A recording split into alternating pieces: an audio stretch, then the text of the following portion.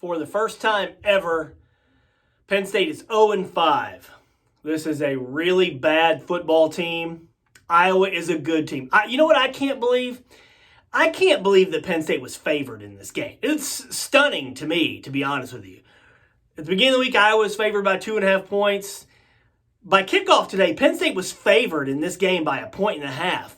I had a buddy ask me about that a couple hours before the game. He said, "What do you think about that?" I said, "That's a bet your mortgage kind of game." I mean, honest, I had no expectation that Penn State would win this game. My score was Iowa 30-17. I just don't think this Penn State football team is any good. Now,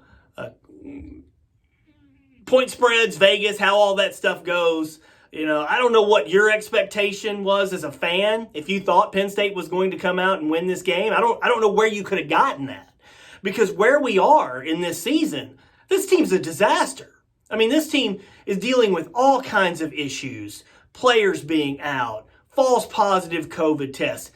Once you find out today that Pat Freiermuth was not going to play, and I'll get to more of that really bad news in a minute. Once you found that out, I know it's one thing to be a fan, but you got to be realistic too. Did anybody honestly think that Penn State had a chance in this game once Pat Freiermuth was not going to play? I know Will Levis did some really nice things on the one touchdown drive early, 7 carries for 44 yards on that drive. But Iowa figured that out and took that away immediately. And so he just can't beat you with his arm. Penn State has serious quarterback issues. James Franklin did the right thing by starting Will Levis. He had to do that. And Levis was 13 of 16 for 106, but he just doesn't give you an efficient weapon throwing the ball. He still looks to me like a running back who's just playing quarterback. And then, quite frankly, James Franklin made a good decision switching to Sean Clifford down 31-7. Clifford throws a touchdown and then throws a 62-yard touchdown, and all of a sudden it's a 31-21 game.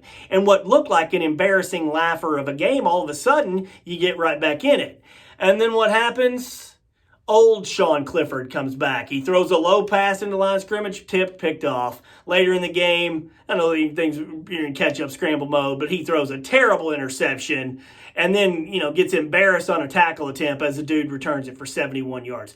So you're talking about a 41-21 loss to Iowa. Penn State turns it over 4 times, which lead to 24 points. Look, it's hard to talk about this team without sounding like you're piling on. The bottom line is it's just not a good football team. They don't have anywhere near enough good players on either side of the ball after all of the attrition. So today you lose Pat Freiermuth. You lose Devin Ford. You got all these guys out. Well, Giger, a lot of teams have guys out and they still show up and play. Well, yeah, fine. Ultimately, it takes a toll on you. And I'm not making an excuse for Penn State. This is, again, historically bad. The first 0-5 start in program history. How are they going to turn it around? They're not.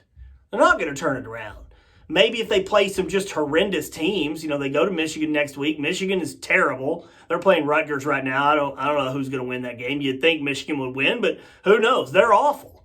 So Penn State can't beat a decent team right now. The only way Penn State will win a game is if Michigan just plays terrible, or Rutgers, you'd think you could beat Rutgers, and Michigan State is terrible. But at 0-5, this season is lost. There's no hope left for this season. What are you going to accomplish? Pat Freiermuth news is he's going to miss the rest of the season. Really tough news for him. Projected first-round NFL draft pick, and hopefully everything will be okay and that kid can go on and make his money in the pros. Tremendous player.